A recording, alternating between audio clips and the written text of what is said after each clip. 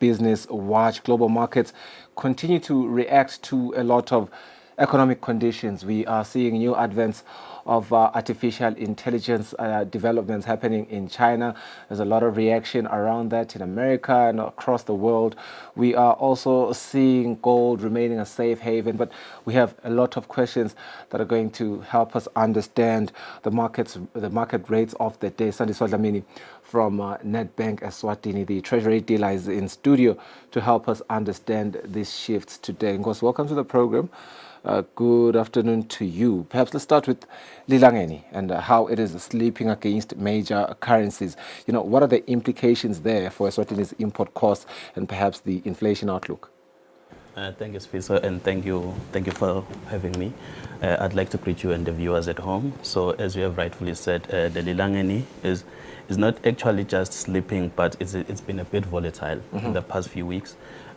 Because we have seen it go to 19.20 and it also went down to like 18.30.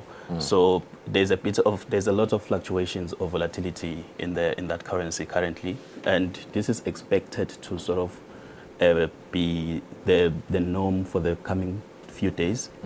But in general, what we expect is that the Lilangeni and the rand is going to gain strength going forward because of the inflation that we expect in the US because of Trump's policies. As you can see, the Lilangeni is at 18.6891. It actually opened at around 18.84 in the morning, and the euro is at 19.4472. The euro is fairly constant or fairly stable, and the GBP is at 23.1999. Yeah. The GBP, on the other hand, it's seen some gains because last week it was at 22.80. It's gained some ground against the Lilangeni and ZAR. So that's coming mostly from the economic outlook in the UK, where we saw their finance minister put out a plan to outline the developments that are going to happen in the country. That includes home building, transport links, and increasing their reservoirs for oil.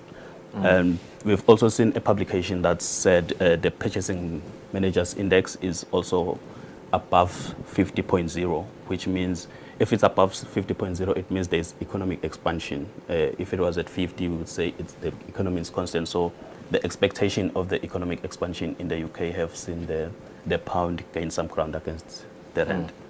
With everything that is happening in the US, should we expect, because right now the numbers that we're just looking at, the sleep, particularly on the US index, was a bit major compared to the minor losses with the euro and the GBP. Should we expect more slips as Trump continues to do what he's doing? Yeah, in a way, yes, because that's mostly coming from his policies. Yeah, they're very inward-looking. Yes, they are very inward-looking, and they may cause inflation in the US. Right. So as there is inflation in the US, we may expect that interest rates are not going to be cut as often as we had expected. Gotcha. And yeah, that will have major implications even for outside countries, because he's been on this sort of I would say trajectory of implementing the tariffs. Recently, we have seen him threaten the Colombian government with that, especially because they rejected him when he sent out illegal migrants that he claimed they were from Colombia. So they rejected those, and his immediate plan was to then impose tariffs on Colombia. So there's a lot of reactions from President Donald Trump. So some of these movements would be caused by the fact that he will respond to something that had just happened, and the markets will move. Hence the volatility that we might find that today the rand is appreciating and then tomorrow it's the opposite. Yeah, it's quite interesting indeed. But I'm looking at gold. Does it still remain a safe haven? Is it a smart hedge against uncertainty still?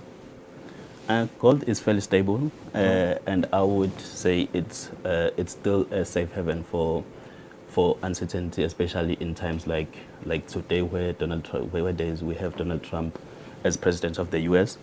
As you can see, the price of gold declined slightly, 0.02%, and this is not so much as what we saw on Monday, where the introduction of DeepSeek from the Chinese companies, this led to major losses in equities. So investors, what they did is that they sold their gold to cover for those losses. That's why the price of gold dropped significantly on Monday, and it bounced back recently. But we can expect the price of gold to be stable.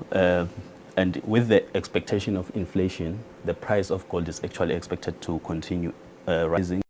There was a publication recently that suggested that the price of gold might reach levels of $3,000 before mid-2026, which is a bit further, but it's a positive outlook on gold. But to move forward to crude, in terms of oil, the price have also dropped, and this is because of the U.S. have increased their reserves of oil. So they should we expect relief at the pump? There might be relief because it looks like there's going to be oversupply of oil. We have seen the U.S.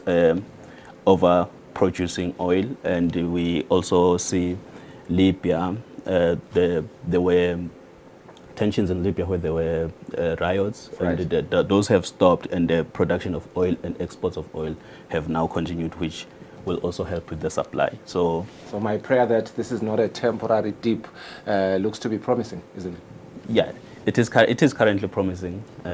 We do expect the prices of oil to slightly fall, especially because even with the East, the Israel and Gaza situation have been sort of resolved, which means the supply routes will not be disturbed. As we saw Yemen put out a statement, it was last week, where they said they are now not going to target ships carrying oil to Israel, and this was leading to a lot of disruption in terms of supply. So now that's it.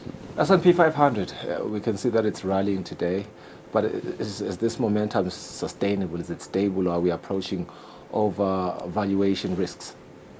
Thank you for that question. In terms of equities, we just saw an AI riot on Monday, and these increases are sort of a bounce back.